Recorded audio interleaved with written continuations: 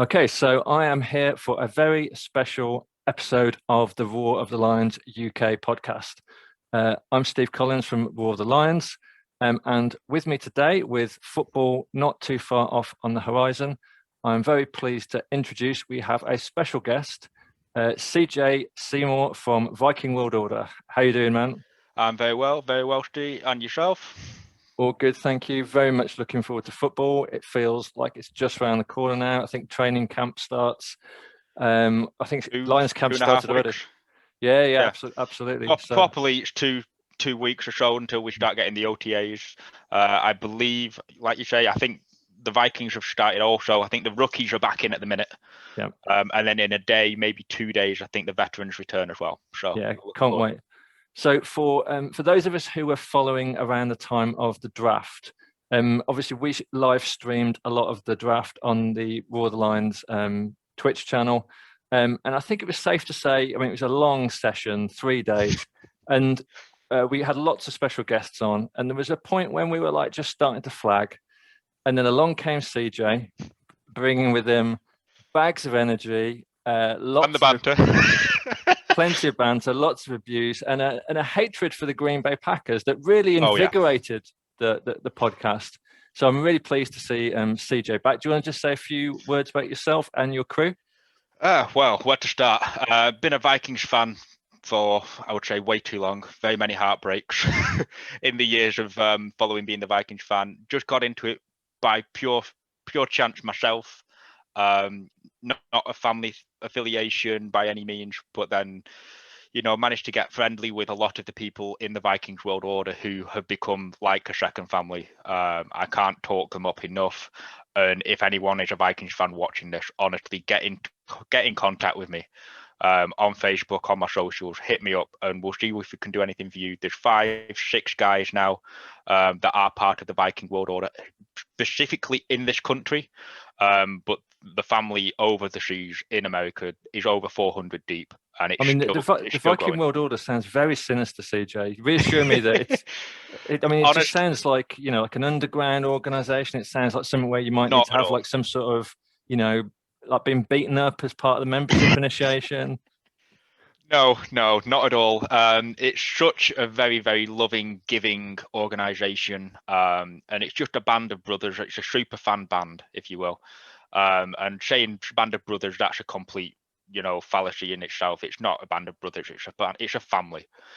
We've got females in there in the Valkyrie division. We've got various different divisions. It follows a structure in regards to the Army division, the Air Force, Coast Guard, Navy, Did you say the Marine, Valkyrie division? See, this is Valkyrie sounding. division. You're trying to make it sound less sinister, but it's sounding actually more sinister. No. And like, as much as I can see that you're trying to get a rise out of me, Steve, as well. No, not at all. It's just a collective family of super fans. We all dress up. We all have our own personas. I'm known as Sir Wolverine. There's people called Sir Kool-Aid who, makes his purple Kool-Aid for the tailgates. Diggs, who is arguably, I'm taking it if you don't know of Diggs or Sid Davey. They were, well, Sid was the head, like the spearhead of the Viking World Order, then replaced by Diggs, who was then passed it across to President Willie, who we all refer to as the Colonel. There's so many people, and it's just a collective family, charitable family that ultimately we just want to do the best, raise funds in the name of the Vikings for whatever's going on at the time. And one of my Army Division brothers, which is my division in the Viking World Order, sadly and unfortunately got caught in a botched robbery attempt Oh wow. over in Illinois, just visiting families, coming out of his hotel, funnily enough, beaten to the floor and sadly passed away. He got life flighted overnight to a neurologist ward in one of the hospitals over in Illinois, and ultimately bleed on the brain. He was having seizures right, left, and centre. He was on 2 medications, and he got weaned off the medications. And by the time that his seizures stopped, he was pronounced basically brain dead. So his wife has, instructed the doctors to just turn everything off, and sadly he passed away. And the thing is, it's like that affected so many of us. It's a family of what, 450 there or thereabout in terms of numbers of the Viking World Order, and through a collection of shirts, patches, just giving donations, we raised over $14,000. That's amazing. For him and his wife to obviously to pay for all of the funeral costs, the life flight, because unfortunately his insurance would not pay out. Just to relieve for the family. That's what we've done, just out of the goodness of our own hearts. That's incredibly cool. And when I was just like getting your contact deals and hooking up, and I went on the Viking World Order like Facebook, I could see they got like a big tribute there. So now it's really cool that like you guys all look out for each other. But yeah, it's a big family, and you know, from little Bocadillo characters to stickers, you know, we do all sorts. I mean, I've got a collection. Let me just grab these here. Like, that is a collection of patches right there, all the way through, which are all various different things. Viking World Order London patch that we did to raise money for something, various different patches. North Carolina Vikings group, you know, just raising money and awareness, breast cancer awareness. If you can get yourself one of those, feel free. Say no to fan discrimination. Everybody of every colour is included in football. We do not discriminate. And how big's the UK chapter? The UK chapter at the minute, I believe we have, well, every single member of the UK chapter that I have nominated personally, and up to literally no more than 2 weeks ago, we were waiting on the last person that I nominated, which was Del Henderson, who has successfully received his votes to be knighted into the Viking World Order, which is the way that it's all done. It's kind of like a motorcycle gang in regards to how it's done. If you wanted to join yourself, not that you're going to, being a Lions fan, you would, you know, speak to me. I would put a nomination. I'd be terrified to start. Well, unfortunately, you've got to get a Viking tattoo, so I don't think that's going to go down too well. But ultimately, and if you got Viking tattoo, obviously all covered on my arm, and wow. You've got to get one which says Viking World Order or VWO, so that's right there with the number 80 Chris Carter. Awesome. Tattoo, which is one of the, if you will, it's kind of like a blood in, blood out sort of ordeal when it comes to joining the Viking World Order, but ultimately it also separates those that are just doing it for kind of like the name and the show. Yeah. Because at the end of the day, if you're not a huge Vikings fan, you know, you're kind of like, not really too bothered. No time for make weights in the Vikings. It's you either in or you're out. It is, but at the end of the day, like they turn around and say, if you're a big diehard Vikings fan, you're not going to have an issue with getting a Viking tattoo. Absolutely. Which is what it is. Cool. Let's talk some football. So, I know last season must seem a long time away. Just quick reflection back on last season. So finished 7-9. I think you jumped out to a 1-5 start. Then you had that fantastic November where you won 4 out of 5 games. You beat everyone in the division, got back to 6-all, and then it kind of just all limped in really. So what are your kind of reflections and takeaways from last season? Now you've had a bit of time to kind of reflect. Brutally honest, very, very disappointing. Yep. But obviously that was down to COVID, you know, players opting out, the fact that we didn't have Daniil Hunter was a huge miss. We brought in Mike Pierce, who opted out, didn't even play a snap. You know, we got I can't remember his name now. I'm trying to Anthony Barr getting injured in week 2. Anthony Barr injured in week 2, again, which was a big miss. Ngakwe, obviously, that we brought in for 5 games, then traded. Yeah. And you know, arguably the best pass rusher that we had at that point in the season. We just couldn't get the pass rush on the defense, and the offense, as much as obviously it clicked and was ticking over, just, you know, at the end of the day, the problem that I think we found as the Vikings is that we were putting the offense together, but we couldn't get the defensive side of the ball to click with the, you know, the core group of rookie cornerbacks and stuff like that. Yeah. The pass rush didn't make anything easier for us, and with the more experienced quarterbacks in the league, they just tear us apart. Yeah. But ultimately now going forward, we've got the opposite side of the coin where the defense has had a complete and utter total makeover. and providing everybody stays healthy and COVID doesn't decimate us, injuries don't decimate us, it could be very, very interesting this year. Yeah, I think the Anthony Barr, I think he tore his pec in like week 2 and then didn't play again for the rest of the season. And then Eric Kendricks, who's obviously your other big star at linebacker, I think he only played up to about week 11 and then was out for the rest. Dwindling out, yeah. Yeah. So I think at 6 and 6, it was kind of all to play for, but it just didn't happen. It was one of those, and ultimately, as nice as it would have been for the Vikings to have a successful season, we didn't deserve it. Mm-hmm. Yeah. You know, some of the games that we played where we ended up winning was won on pure fluke, pure coincidence, if I may say so myself. And ultimately, you know, if the Vikings are going to get there and are going to win the Super Bowl, like God forbid that happens some point soon, I want us to earn it. Yeah. I don't want us to scrape through and get into the playoffs on a 10-6 or 10-7 now because of the 17-game season. I don't want the Vikings to scrape through. If we're going to get to the, to the playoff rounds, let's go through at 14-3. Let's go through at 15-2. Let's be the team to beat.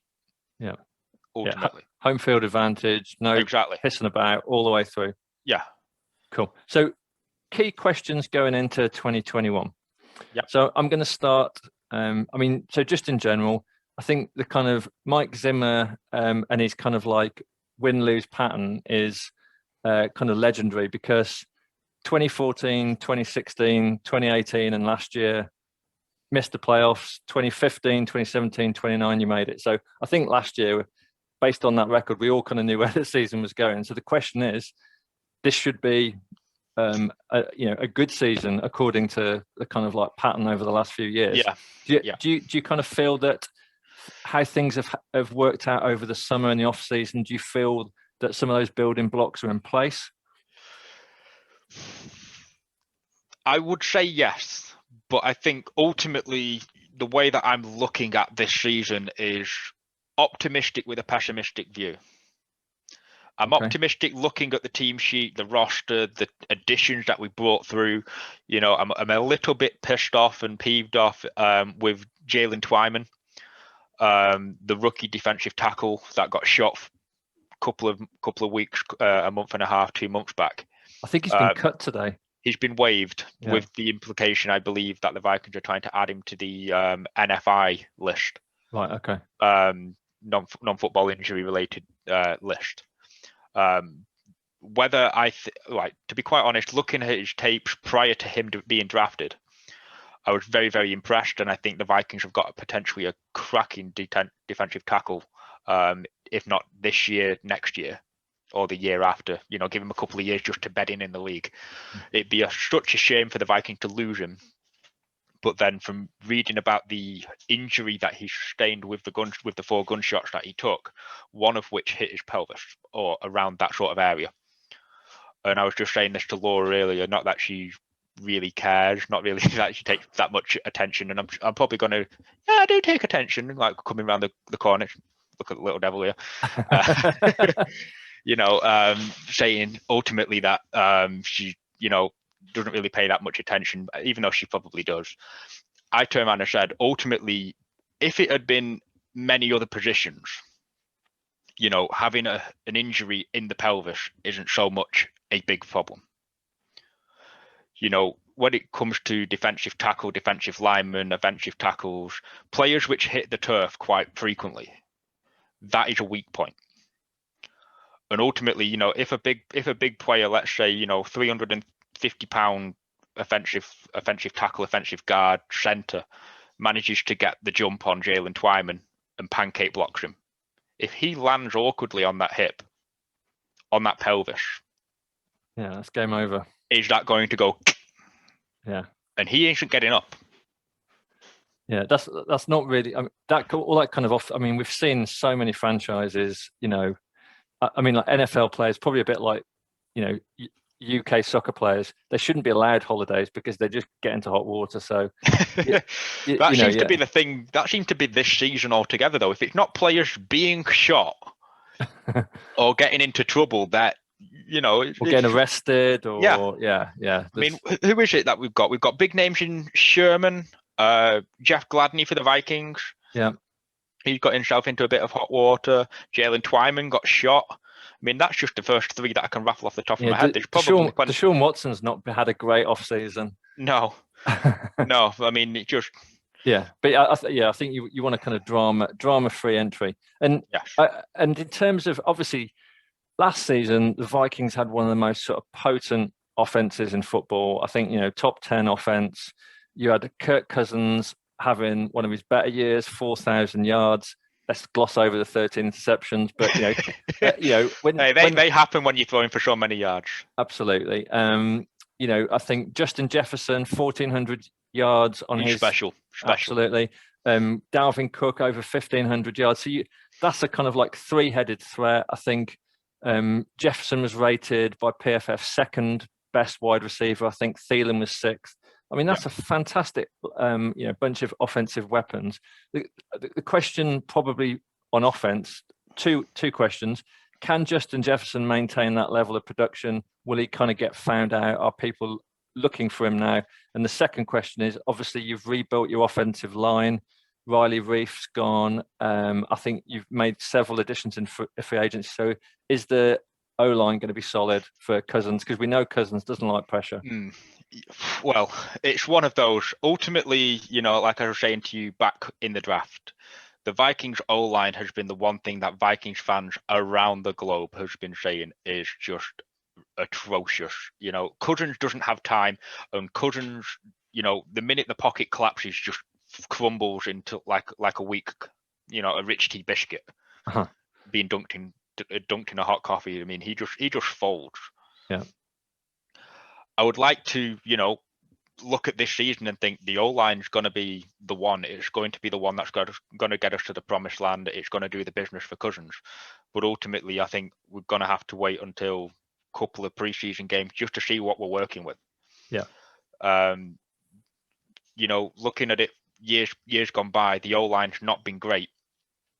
Does that mean that the new coach, the fact that the O-line coach has been fired, due to his stance on the COVID injections, the COVID vaccinations, means that we're going to bring in an offensive line coach who has a different way of doing things, which is going to see better productivity? Yeah. I mean, I believe that we also brought in the Auburn special teams coach to be the assistant coach in the offensive line sort of group. So the offensive line, I would like to say, is going to be resolved now going forward. I mean, I presume that, I think Rick Dennison was the guy who got fired as the O-line coach. You would imagine that Christian Darrisaw, drafting him so high, I think they brought in a guard from Ohio State, Wyatt Davis, Mason Coles come from the Cardinals. So you'd imagine that they were the people he wanted. Yes. Which obviously is where it's getting a little bit tricky. Ultimately, Christian Darrisaw, Wyatt Davis, Mason Cole, all very, very smart, intelligent football players. And ultimately, if you give them the assignment of the block, whether it's a seal block, it's a straightforward block, you name it, just to create a hole, I would have no doubt in my mind that they can perform the task that they are given. And was the fan base generally happy with it, with taking Darrisaw in the 100%, draft? Yeah. Around the board, Darrisaw was one of the names that was thrown out. It was one of the ones that I had on my list that I said to you way back at the draft. He was on my list. Penei Sewell, I think that went to you guys, was also one on my list. But I said, we're going to have to trade up for Penei. And there was I think it was AVT. AVT was another name that was also thrown out, and it was going to be one of those three. Maybe four that I had in my list. I'd have to pull it back up. I can't remember where I actually left it. But ultimately, Darrisaw is one of those sort of names that just, very, very excited to see what he can do. And ultimately, going forward, looking at the tapes, the offensive line for the Vikings is sorted. But I mean, Cousins is such a play action guy. That's where his strength is. The O-line's got to be good. Yes. Yeah. And that's the side of it, obviously, which I'm excited to see. And if the O-line can hold, it opens up so many avenues for Cousins to do that boot, that play action. He can stand in the pocket for a little bit more than a second and a half before there's someone in the backfield. they get that push going forward to create the holes, to create the gaps that Dalvin Cook can burst through, that Alexander Mattison can burst through. Going forward, it's going to be very, very, very, very interesting. We also brought in D.D. Westbrook from the Jags as wide receiver 3. Potentially being wide receiver 3. I think obviously this season, as much as obviously you're going to go, did you honestly just say that?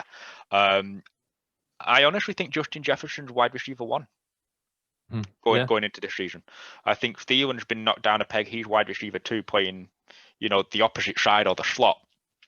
Going forward, going off the productivity, and I don't want to make any assumptions, and please, if you're going to put this live, tag Justin Jefferson. Please tag Justin Jefferson in what I say now, because I want him to hear this. I personally don't think Justin Jefferson can develop and produce what he did this season. Okay. I want him to prove me wrong. Justin Jefferson, according to his Twitter, talks a very, very big game. He's come out and said, all of the youth that doubt me are pushing me to prove you guys wrong. And he is going from strength to strength by his haters and the doubters. Ultimately, that is a player that I want at the Vikings. I want someone to set records, to do what Justin Jefferson did last year and go, you know what? You ain't seen everything.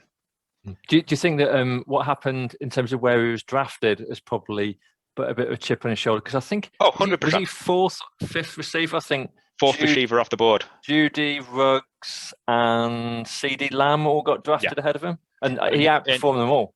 Yeah, and he came out and said, I'm going to make sure that all the teams that passed on me are going to regret what they missed. Yeah. The other thing I liked about the Vikings last year was how Thielen reacted to that, because we all know that wide receivers can be a little fragile, but actually Jefferson come in and, having so many targets and making all those sort of catches, Thielen didn't go and sulk. Thielen went out and, had a hell of a season. I don't remember the game against the Cowboys. He made 2 of the best catches I saw all season. Absolute circus stuff. I mean, that's the thing with Adam Thielen, and I think this is ultimately just goes to show the type of professional that Thielen is. Is that ultimately Thielen's a Minnesota boy, hand on heart. Yeah. I think if Thielen was to get that chance to go elsewhere for more money, Thielen's like, you know what, give me half the money that you're paying me. If you're going to cut me, give me half my contract and a 5-year deal. Or a 6-year deal. Give me a 10-year deal for 200 million or whatever it is. Give me a reasonable deal. As long as I'm comfortable, my wife's comfortable, I'm not bothered. I'm a Minnesotan. I want to play for the Vikings. Yeah, they complemented each other really, really well. And, I mean, as a Vikings fan, it must have been great to watch last season. Oh, 100%. Yeah. But ultimately, I think, going back to the same sort of the same statement, is if you're a Minnesotan, if it goes for anything, if you're a Minnesotan, if you're a Detroit, Michigan living player, if you're from Manchester, if you're from Liverpool, and your team is Manchester, it's Liverpool, it's Arsenal, Tottenham, wherever. If you get the opportunity to play for Manchester United, to play for City, to play for the Vikings, to play for Detroit, your hometown, your club that you grew up supporting, you will need to get carted out of that place in a box before you leave to go anywhere else. Yeah, no, absolutely. And I think that's what it is with Thielen. Ultimately, he's going to go, yeah, I've not got the limelight. Some 19-year-old, 21-year-old kid is, absolutely balling out. He's broke Randy Moss's rookie record. He's broke this. He's getting, he's showing out ultimately. And that should be me. I'm 25, I'm 26, I'm 27, I'm almost pushing 30. And I'm getting shown up by some 22-year-old kid. Like, fuck that guy. The way theoretically that it would be, because let's face it, Harry Kane's not going to be very happy if some 19-year-old from the academy at Tottenham comes through and bangs in 36 goals next season. If he still stays with Tottenham. Harry Kane's going to go, who the fuck's this kid that's 22 that's beaten my record, taken my goal tally and knocked me out of the team? because ultimately he's not really a Tottenham fan. Yeah, absolutely. He could be wrong, but Thielman's right. You know what? If he's winning football games, I'm winning football games. The Vikings are winning football games. We're getting closer to the Super Bowl, which we might fucking win. Yeah. So we talked about the positives on the offense. I'm going to have to bring the conversation around to defense. Now, it wasn't the worst defense in the league, and it certainly wasn't as bad as the Lions' defense. Before you say anything, because our defense was absolutely fucking abysmal. But I mean, it was bad. I mean, you ranked PFF had you at 27th defense overall. Even Mike Zimmer himself described it as the worst defense he's had during his time at the Vikings. So I guess the big question is, you know, can they turn that round? And obviously there's a lot of players coming back, a lot of free agency additions. Do you kind of feel it coming together? I would like to say yes, but ultimately I'm going to say one abbreviation now, and I hope to God that you guys watching, you know, and yourself picks it up, Steve. MFVA. FVA. Make football violent again. All the changes that the commissioner has brought in to protect players has taken the fun out of playing defense. And, you know, you can't hit the quarterback the same, which, to be quite honest, as a defensive lineman, you want to kill them. Let's face it. If you line up as a defensive tackle, Aaron Rodgers is sat going, 22, 42, hut. Like, you want to rip his head off his shoulders. You know, you want to run into him and don't just go, don't want to get a rough in the passer tackle. No, you know, take him out at his knees and try and put them through his head. So do you think you've got? I mean, so do you think you've got that type of player now in the defense? I mean, so do you think is Daniel Hunter? I mean, he's just had a really bad neck injury. Contusion. Yeah. I think a herniated disc in his neck. So he was out the year. Is he going to come back and be that violent guy? To be quite honest, I think that's what needs to be instilled back in the Vikings locker room when it comes to the defensive side of the ball. Mm-hmm. Mike Zimmer had his best seasons when it came to the Teddy Bridgewater, when it came to Keenum, when unfortunately we did get blown out by the Eagles after the Minneapolis Miracle. Mm-hmm. The Vikings played aggressive football. You know, we played with a chip on our shoulder. Andrew Sendejo, as much as obviously you might go, is a dirty shit when it comes to being a safety. But you know that if he's running at you, it's gonna freaking hurt. I wouldn't want to get hit by Harrison Smith. I've seen him make some. Yeah, but ultimately, I think that's the issue. We play now because of the rule changes too soft. I think everything ultimately plays too soft. Yeah, there's some big hits that go in. Ultimately, it's bound to happen, you know, jumping in the air to catch a ball over the middle and 285-pound linebacker just hits you clean out of thin air. You know, you are going to see these big hits, but ultimately football is very, very soft as opposed to what it is in 2010. And I mean, without Daniel Hunter last season, the Vikings really didn't generate much pass rush. I mean, bearing in mind, Hunter's coming back from that injury, Barr is coming back from injury, Kendricks. Do you think that there's enough pressure from elsewhere? I do think so. Obviously, with Mike Pierce and all the other additions that we've had to the defensive line, because what we've got Patrick Peterson as a cornerback, bringing some seriously needed veteran presence to that cornerback room. I'm kind of happy about how we've played out with Daniil Hunter in regards to his extension, because I believe that he was holding out because he wanted an extension. We seem to have done something. I think it's a 1-year prove it deal sort of scenario, which, to be quite honest, I think is a good move all round. Well, I think he saw several other edge rushers get paid in it for other teams. I think like TJ Watt, I think got a big deal, and so I think he was probably looking at elsewhere and thinking, where's my cash? He was, but ultimately, I was looking at it from a more business standpoint, which is what I think the Vikings have looked at it from. You know, the guy's just taken the best part of a season out because of the herniated disc in his neck. He might not be the same player come next year. Mm-hmm. I would like to think he would, because Daniil Hunter on his fit time, you know, in ultimate fitness and on his heyday is a fantastic edge rusher. Yeah. But if that herniated disc just takes, an extra step out of him, takes that little bit of power out of him, he's not the same player that he was. He doesn't get the same performance. Ultimately, the Vikings can get better for cheaper. And you've got you've brought in Dalvin Tomlinson from the Giants.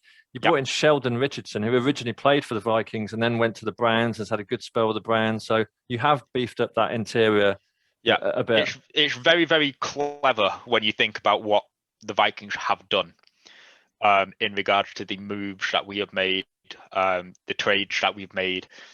We've sent players to another team for a year, and then they've gone, and then we've just gone and bought them back, and had a much, shifted the salary cap around, and we've actually, in my opinion, got probably one of the strongest defenses going forward now into this season, and providing obviously Mike Zimmer can light that fire in the defensive locker room, even though it's a combined locker room for all the players. If he can get in, if Mike Zimmer can get into and under the skin of all that defensive side of the ball and just start clawing away at them and just say, you're actually not as good as you think you are, and get that chip on the shoulder that Jefferson plays with week in, week out, that fire, that determination, the Vikings are going to be something to be reckoned with.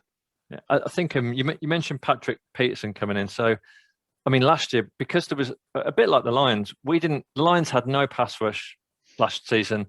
And as a consequence, our secondary got absolutely torched. Yeah. And I think you kind of had the same. I think, you had Gladney and Cameron Dantzler, both rookies, both had a bit of a baptism of fire. Yeah. Patrick Peterson's coming in, to kind of sort things out. But his PFF grade was like 55.2 last season. So is he got any juice left in the tank, or? I think Patrick Peterson's going to get reborn under the Vikings. I think it was more the fact that where he initially came from at the Cardinals, he was just one of those types of players. He just, he was getting a bit bummed out, a bit burnt out with the same shit, the same week in, week out of, I'm probably the best cornerback to play for the Arizona Cardinals, and we're going nowhere. And he just gets a bit worked out, whereas, watching when they've been doing the OTAs prior, Patrick Peterson, when he turned up for the training, like bits and pieces training, going into the facility when COVID kind of released, Justin Jefferson literally pointed in one-on-ones to Patrick Peterson and went, every time. Justin Jefferson singled out and called out Patrick Peterson for one-on-ones because Justin Jefferson's recognizing Patrick Peterson as possibly one of the best cornerbacks in the team. Yeah. And at the end of the day, I know that there's every chance that on a day, Patrick Peterson might very much not be the best cornerback on the team. The fact that Justin Jefferson's looking at Patrick Peterson and pointing him out and saying, you're the best one here, to me, says that Patrick Peterson has still got plenty to give. Looking at some of the, the ball hawking, the swats, the plays that Justin Jefferson is making against Patrick Peterson, and it's 50-50. That's the thing. It's not every time Justin Jefferson's torching Patrick Peterson and he's got him by 3, 4, 5 steps. Patrick Peterson has picked the ball clean out of the air on Justin Jefferson. Justin Jefferson's taken 2-step drop, made him bite and then taken past him and got the ball over the top and just caught it on his shoulder. It's very much a case of, in my opinion, Justin Jefferson is making Patrick Peterson better. And I mean, and likewise. Yeah, Peterson seems one of those guys who can come into a locker room and calm things down and put his arm around the kind of younger players. And I know, I mean, Gladney has got legal trouble and he could end up missing a chunk of the season. But I mean, Dantzler was probably the better of the two last season, and he probably needs that kind of like older head to kind of give him a bit of support. I think that's ultimately what we've brought Patrick Peterson in. It's just, and correct me if you don't agree here, I don't know what you saw from Everson Griffin at the Lions last year. Not a lot. Not a fat lot. Everson Griffin at the Vikings, there's many team talks prior to the games, halftime, when they're in the locker room, stuff like that. Everson Griffin has got a way of hyping players up. He was full of hype with the Lions, but unfortunately none of it translated to the field. But unfortunately, you need the unit around him. Yeah, was that an Everson Griffin problem or a Matt Patricia problem? Anyway, who knows? Yeah. But then when it comes to Everson Griffin, he used to be able to hype players up prior to the game. And I'd be sat there watching it like a couple of days later, like, I'm ready to run through a wall. Never mind these players. Like, I'm ready to rock and roll. Like, put 3 doors in front of me and let me put my helmet and pads on. I'm going to run through all 3 of them bitches. Like, I'm fired up. I didn't think the Viking World Order seemed to need firing up, but no. Not at all. Not at all. But I think that's what Patrick Peterson's going to do. I think that's the job that we've brought Patrick Peterson in. He's going to be, not so much a captain. He's just going to be that extra voice in the locker room that's going to rally the troops, so get people ready to rock and roll. We talked about offense. We've had a good chat about defense. Just a couple of other roster additions I just wanted to kind of get your views on. Yep. So obviously maybe one of the biggest departures was at tight end, Kyle Rudolph moving on. What thoughts on that? And is Irv Smith ready to step up? Ultimately, I'm going to miss Rudy. I am going to miss Rudy. I met Rudy when I was over in 2019, and he was turning around and saying to me, I was saying to him, honestly, you're underutilized. He made some great catches last season. He does. I think he made like one of the catches of the season last season. Yeah. And ultimately, I think that's the issue with Rudy and our tight ends. They are significantly underutilized, and we don't use them to the potential that they probably should be. So with Gary Kubiak out, do you see that changing? Because I think his son Clint's come in at OC. Yeah. Ultimately, from what I'm reading, with what Thielen's saying, with what Kirk's saying, with what Kellen Mond is saying, and all those players that have used Gary's offensive playbook, Clint's got his own ideas. He's got his own ways of doing things. We might actually end up seeing more tight end plays, more tight end usage and utilization. Because in the back end of last season, I was seeing Tyler Conklin being mentioned a little bit more. Irv Smith was being targeted a few times more. Rudy was getting targeted a few times more because the plays were developing. We were using the tight end sets more than we would use in the wide receivers. If that's the case, and Clint Kubiak has got, a couple of tricks up his sleeve, which is going to bring in the likes of Irv Smith Jr. and Tyler Conklin and these sort of players, it's going to be very, very interesting to see what can be produced with those tight end sets. Yeah, so Irv Smith's coming into his 3rd season. He only had 365 yards last season, but his last 6 games, he caught 19 passes for 216 yards and 5 TDs. So it was almost like they discovered him halfway through the season. Yeah, but that again ties into in the latter part of last season, we seemed to change the dynamic of how Gary wanted to play with the offense, and we started using more tight end related plays and sets, which obviously got Irv Smith free, Kyle Rudolph free, Tyler Conklin free, which is where that actually works, and then we kept doing it, and we were seeing production. And I think that's kind of like the reason why, as much as I'm sad to see Rudy go, the reason why Rudy probably did go is because he's not got as quick as a step, obviously due to his age, as Irv Smith. He's got surefire hands, don't get me wrong. You throw a ball up in that end zone and chances are Kyle Rudolph's coming down with it. But ultimately, his blocking on the line isn't up to the same sort of strength as Irv Smith. I think Irv Smith, providing obviously we utilize the tight ends as we should do, and as let's throw one out there, Travis Kelce, Jason Witten. Did you say TJ Hawkinson? No, sadly not. But I'm just Ceejay, come on. As much as I like Hawkinson as well, the 2 tight ends which I think are the ones to model yourself on as a tight end. Jason Witten, bless him, he's retired, I believe now, or he's not being mentioned half as much, and Travis Kelce. They are the tight ends which are utilized as a tight end, in my opinion, should be. They're always on the team sheet, always being mentioned, whether it's some fantastic reception, a great touchdown, they found the way in the end zone. some way, shape, or form. They're always there. Mm-hmm. Irv Smith, yes, he can find the end zone. He just doesn't. The target speaks for itself. 3 years, and what was it last that he got last year? 365, but like I said, most of them in the last 6 games. Exactly. Now, if you were to pull up the same stats for Travis Kelce or, TJ Hawkinson, going to be significantly more than 370 yards. Yeah, I mean, to be fair, they underutilized Hawkinson last year, but we're hoping significantly to see more than 370. No, absolutely. And last one on the roster. So in the 3rd round, you took Kellen Mond as a backup QB. Yeah. So Rick Spielman was very vocal. He said, we've told Kirk, we've told him that he's our guy. He doesn't need to worry. What are your thoughts on that pick? Do you think this is like good forward management, future-proofing by the Vikings? I think so. Significantly, that Kellen Mond is a good pickup. I was very, very impressed watching his tapes.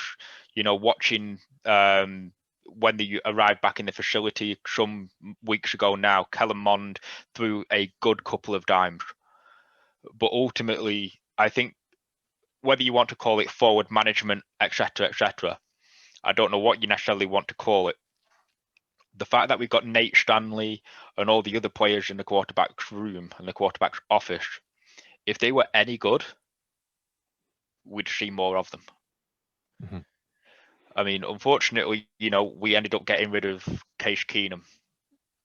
He had that fantastic season for us with the Minneapolis Miracle, and then, word came out that Case Keenum isn't a career quarterback anymore. And he wanted to go somewhere else for big money, and Vikings were ultimately like, you were always going to be our backup.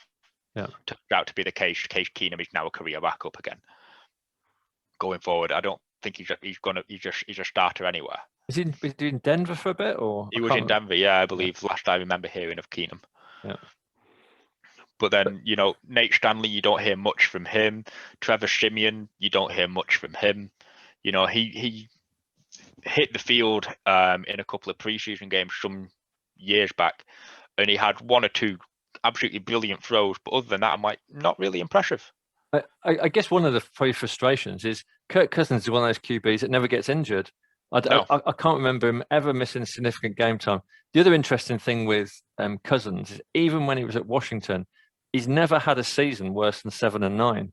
No. So there has to be some, even though we know he can lose it at time. I think he threw 3 interceptions against possibly the Falcons last year, and he does have those games when he just seems to lose the plot. But he also made some amazing throws last season. Yeah, when he was hot, he was hot. Yeah, I mean, I will say this to you now, Steve, and I'm probably going to get crucified by you guys, right, left, and centre. I know for a fact that there's going to be someone that watches this back, and they go, "Who's that knobhead that said this? Who's that knobhead that said that?" And I know for a fact, Kirk Cousins is a Super Bowl caliber quarterback if he can sort out his mental issues. The reason why Kirk Cousins has not won and probably will not win a Super Bowl is he gets too much inside his own head at the worst of times. Yeah. Patrick Mahomes has got that winning mentality up there. His back could be against the wall. And to quote Harvey from Suits, if you've never watched it on Netflix, give it a watch. He said, "When your back's against the wall, knock the fucking wall down." That's what Patrick Mahomes will do. That's what Tom Brady will do. That's what Aaron Rodgers will do, as much as I hate the guy. All these Super Bowl winning quarterbacks, when their back's against the wall, they'll knock it down and carry on. Kirk Cousins, when his back's against the wall, he gets stabbed, he gets mugged, he gets absolutely, turned over. He gets prison showered and he's dropped the soap. That's what Kirk Cousins gets. I think, to be fair to Cousins, I think he had a really rough 3 years in Washington. I think they treated him like shit. He got benched all the time and blamed for a lot of the stuff that happened when it wasn't really his fault. So he was probably slightly damaged goods before he got to the Vikings. But he's certainly not the worst quarterback in the NFL or even in division. But I think Kellen Mond could be a piece of the jigsaw if Cousins doesn't work out and doesn't have the best season. then I think personally, Kellen Mond is good to go midway through this season. If Cousins is not doing the business, I think we could see Kellen Mond. Mhm. If not, I'm honestly convinced that Kellen Mond from next season onwards, and when I say next season, that's not this upcoming one, that'll be 2023, is the quarterback to go. Okay, interesting. So we talked about the roster. Now I guess it's possibly I think they're going to be the favorite bit of the show. Let's talk about the rest of the NFC North. So where do you want to start? Let's start in. Who cares? Well, we've got to talk about it. I mean, there are two other teams in the NFC North. I know, but let's at least just have a cursory discussion about them. So let's talk about. Is that who's the other teams in the NFC North? Is that the Tampa Bay Buccaneers and the Bears and the Lions? So the Lions, the Vikings, the Bucs, and the Bears. Let's talk about the Packers to start with. I know your favourite topic, CJ. Do we have to? So give me your thoughts on what is happening in Wisconsin at the moment. Is Rodgers going to start under center week one? How's the team going to perform? Ultimately, Rodgers is going to start week one, but I think this is possibly the last season we will see Aaron Rodgers. In the North or in the whole NFL? I would think in the North. There's some slight part of me, and this is going to taste like vinegar, that really, really wants him to move to another NFC team. Ooh, interesting. I know for a fact that this rubs Packers fans the wrong way, but Brett Favre joining the Vikings in the fashion that he did, granted, yes, obviously we got cheated out by the Saints in 2009, but that move, you could just see Packers fans' heads fall off, and it was beautiful. If Cousins was to leave the Vikings next year because he gets traded for the final year of his contract, some team comes in for Cousins and wants him. If the money is right and Kellen Mond is not 100% ready to go, give Rodgers a one-year contract to the Vikings. Just to rub it up Packers fans. Just give him a one-year contract and watch him win the Super Bowl. I can't see him ever playing for another team in the NFC North. I'd maybe quite like to see him play for the Eagles, because I think the fan base at the Eagles would absolutely rip him apart when he started doing his sulking, pouting bullshit.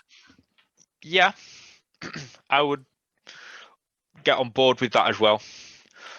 But I'm going to throw this out there to you guys. If Rodgers was to come available and move in the NFC from the Packers, would you take, like, if I was to give you this ultimatum, as much as obviously you're going to feel sick, it's going to taste like vinegar, Steve, and I do like you and I regret saying this to you, if you could pick Rodgers up for 1 year next season and he wins the Detroit Lions their first ever Super Bowl. This is sickening, chat. This is disgusting, chat. This is, I mean, would you take it? In the same way as I wouldn't want to ever see Luis Suarez playing for Man United, I would not see. I absolutely would not want Rodgers. And there's plenty of other QBs in the league for us, and I wouldn't want to see. Rodgers is a narcissist, and just talking about him is just feeding the ego. And I'd like to see him a nice cold, 4-13 season at the Eagles is what Rodgers deserves. Or get a Denver and be play with a shitty team in Denver. But for me, if I could build my ideal world, it would be get Aaron Rodgers for 1 season on a decent deal at the Vikings. But then Packers fans would just say you're only successful because of Rodgers. Yeah, but this would be the thing. I would personally make sure one of my friends sends a particular koozie. So when the Vikings win the Super Bowl and Aaron Rodgers is the MVP, because let's face it, that's the way that it's going to the cookie will crumble. Aaron Rodgers gets the purple crush sits there at the desk giving the MVP speech, and he just goes,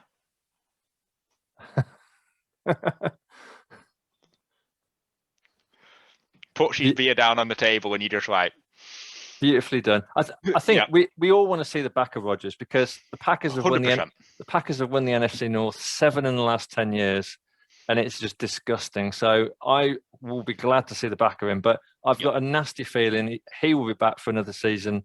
Devontae Adams will be back for another season. I think we've got another 17 games of them.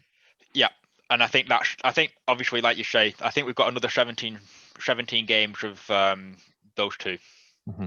But I think after that, I think we'll see the back of him.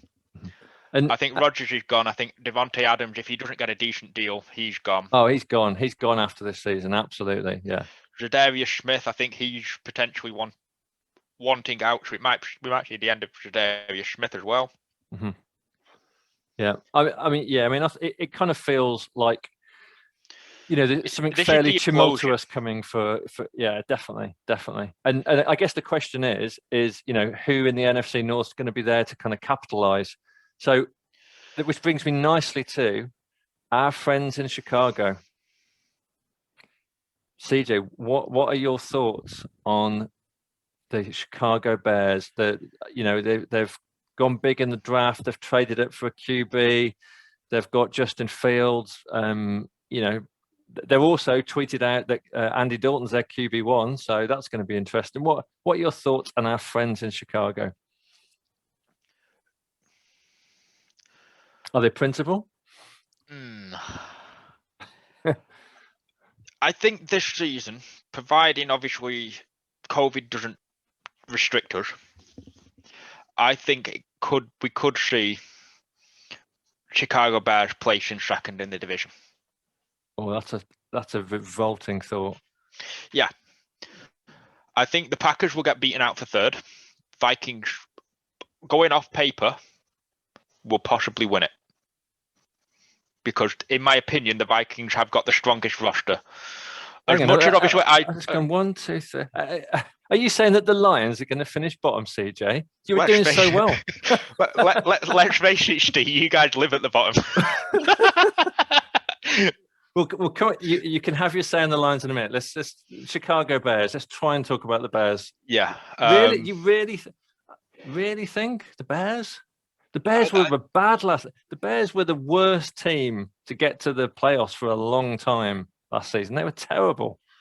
I think with the additions that they've made, the Bears can do a similar push to that season when they brought in Khalil Mack for the first time.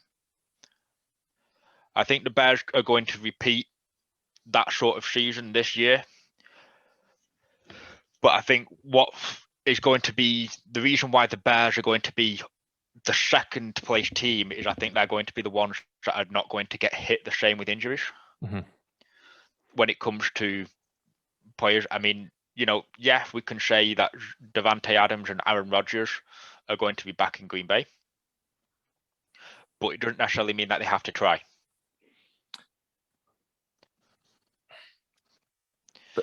But the Bears are wanting success ultimately, and I think we'll see the Bears push this season. So let's just talk about some of the things that happened to the Bears during the off season, right? They're so screwed with the salary cap. They've had to get rid of Kyle Fuller, who's a 2-time Pro Bowl cornerback. He got cut by the Bears to free up cap space, and in his place, they brought in Desmond Trufant, who has just had an utterly just pathetic season for the Lions. And that's the replacement. I mean, that does not seem a smart move to me. They've got Christian Jones, who is one of our worst linebackers, in a linebacker room full of shit linebackers. He's now, I think they've just signed, who is the tight end that was used? All your rejects. Yeah, I mean, it's just it's a bargain bin of shit. It is, but then I'm very much an advocate for players when they get a new lease of life going elsewhere. Always seem to show out for the first year. They might be completely back to their usual self come the end of next season. Mhm. You know, starting the 2023, you go, Christ almighty, why we get rid of him? And then he starts the first 6 games of 2023 and you go, that's why we got rid of him.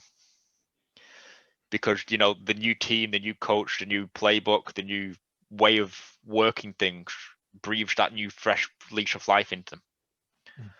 And I think ultimately, you know, you're probably going to look at Trufant and go, don't know where he was last year, but he's certainly playing for them now. This is the Chicago Bears, who were desperately trying to trade for Russell Wilson and were shopping Akeem Hicks and Khalil Mack around as potential, you know, like sort of, trading collateral. I mean, how are those boys going to feel knowing that they were like, surplus to requirements? It's, you know, that's a headache for their back office to sort out, thankfully. But ultimately, you know, it's the sad thing. It's the sad truth when it comes to the NFL. It's the not for long, and ultimately, it's a business. And regardless as to, you know, whether, you know, when it comes to the back office, they don't give a fuck about the players. Let's face it. Mhm. To them, they're just a man that's responsible for doing his job when he gets called to. It certainly feels like so Ryan Pace, the GM, and Matt Nagy, the coach, it kind of feels like it's win or bust. It kind of feels that those guys, you know, they've gone big on fields, they've traded up, you know, it kind of feels if they don't win this season, then those guys are out of there. Yeah, which is why I think we'll see a resurgence of the Chicago Bears this year. Mm-hmm. And one sad note for the Bears, and this is someone that I'm sure you'll miss just as much as me. Mitchell J. Trubisky has departed, which is definitely one of my favourite Bears.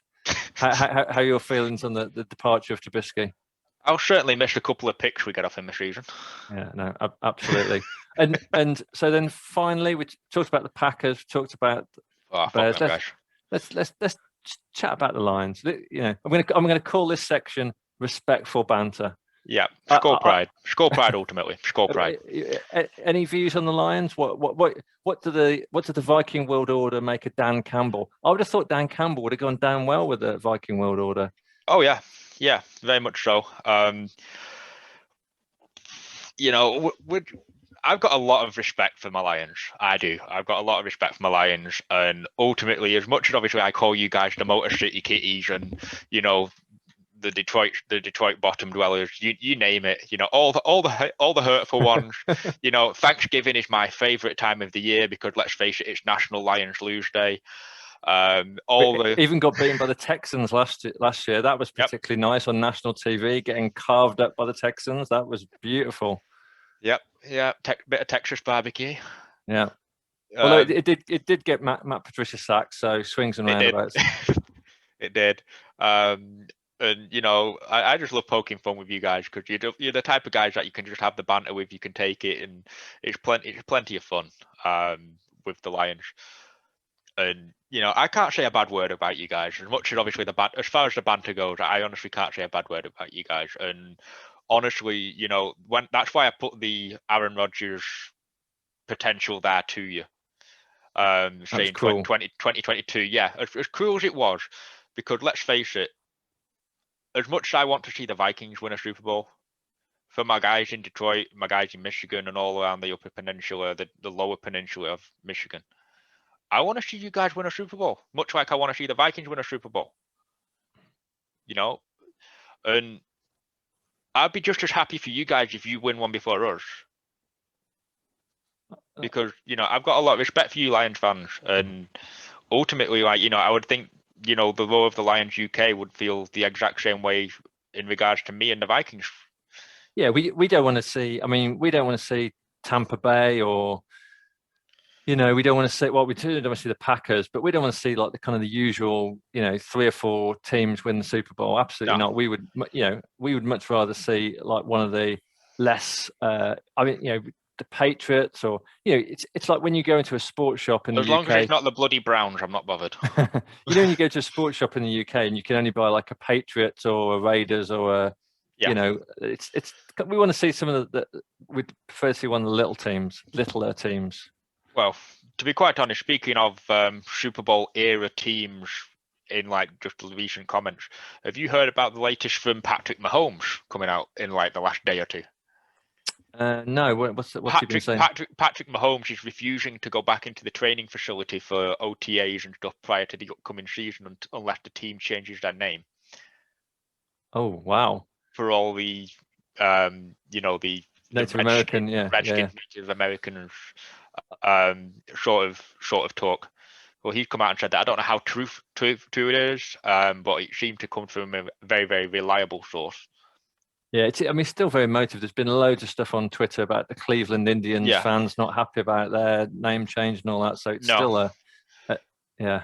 The worst part about it is though, and one person made a very, very compelling argument, and I said this to Laura. She thinks the Patrick Mahomes contract, full stop, for the 10 years, $505 million deal that he got given, some seasons back.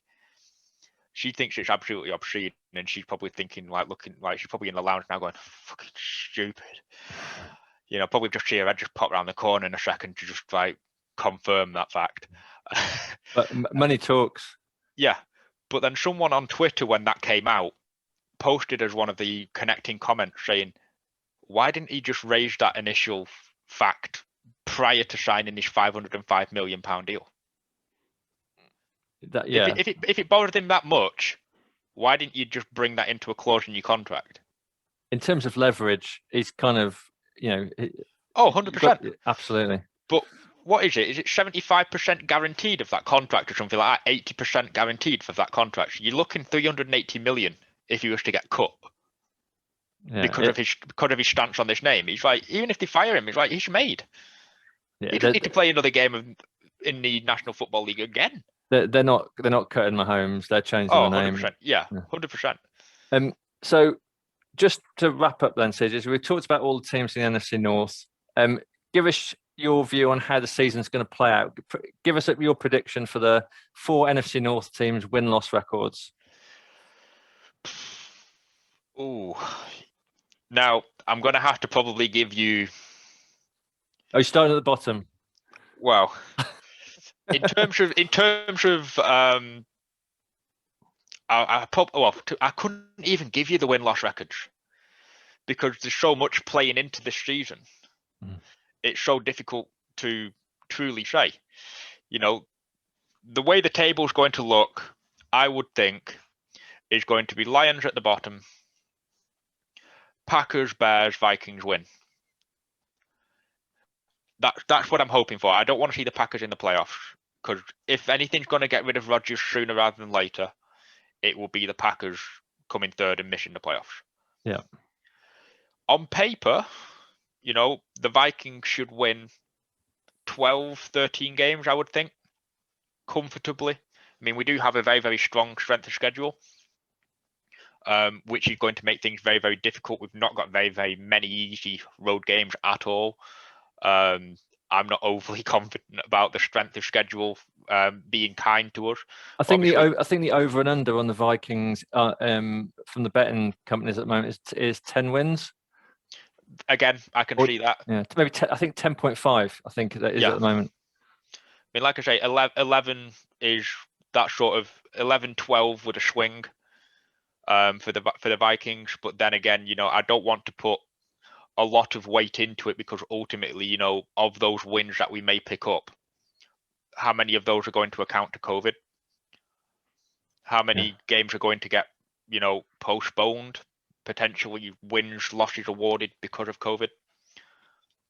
Yeah, that's something that absolutely no one knows. So exactly, that's what basically making me being able to not truly give a win-loss record for the table. And so the Lions finished last season on 5-11. Do you think we're going to be about that, bit above, bit below?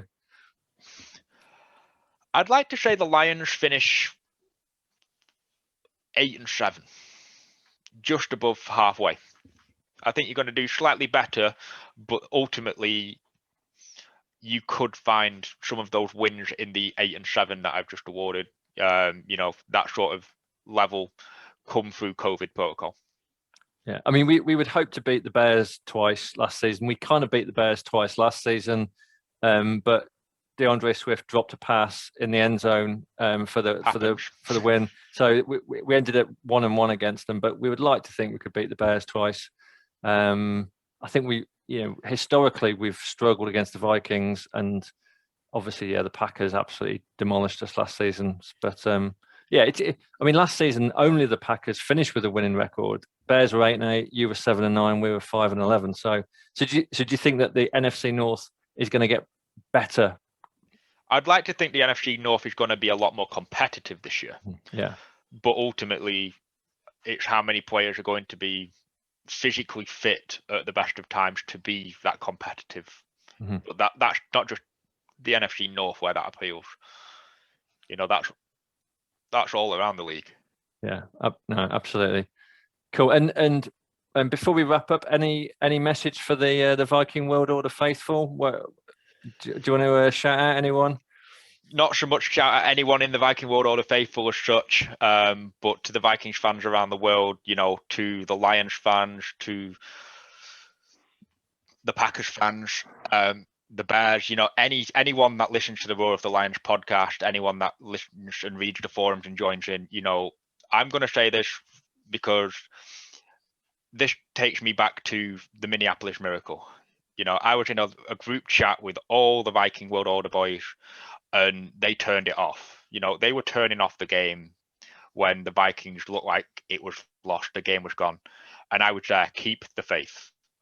Keep the faith. Regardless, theoretically speaking, you need 1 second on that clock to score a touchdown. Until that final whistle blows and the referee goes out with the ball to say the game is over, you can still win. Keep the faith. Going forward, ultimately, if the game looks as good as dead, chances are if you're down by 2 touchdowns, 3 touchdowns with 3 minutes to go, there's every chance that you're not probably going to come back. If there's 3 minutes on the clock and you've got a chance of getting the ball back, keep the faith. It can happen. And trust me, if you keep the faith and it does happen, it feels a hell of a lot sweeter. Mm-hmm. And that's exactly what happened to the Lions when we were down against the Falcons, and the miracle happened in terms of the touchdown that should never have been scored when Todd Gurley lost his mind. It's a game that just the surprises are kind of never stop, and we've seen some fantastic back and forth games last season. So hopefully we can have an entertaining season without too much COVID bullshit, and hopefully the Packers will fall apart spectacularly. But as of tonight's news, I've got a feeling that he's going to be crawling back, and it's going to be business as usual. But we can only keep our fingers crossed. Indeed. And just to sign up as well, because I know you wanted to wrap this up as well, Steve.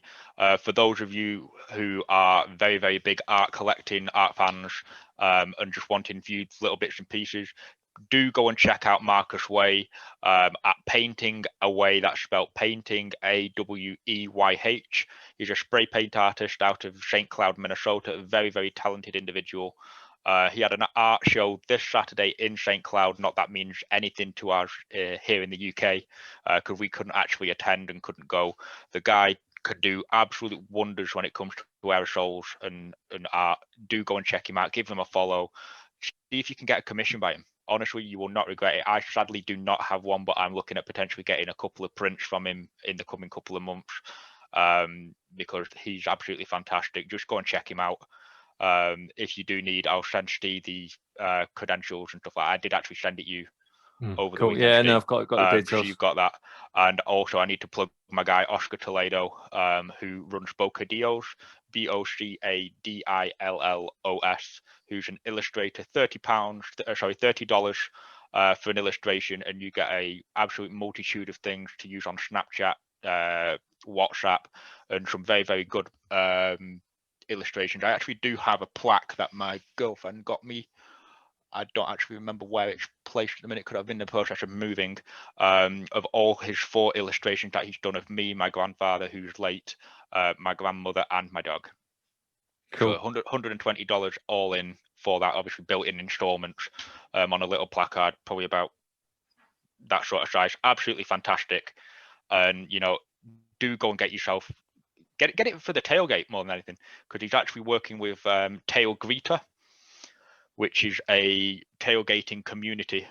And if you've already got a Bocadillos or not got a Bocadillos currently, you can get one made and add it to the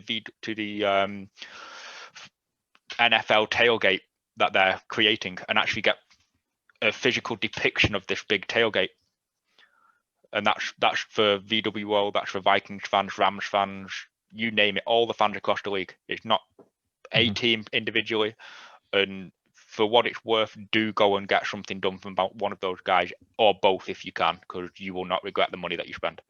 Cool. I'm sure we'll get you back later in the season, and we can explore CJ's cave of Viking memorabilia. And I will certainly be eating my words, more than likely.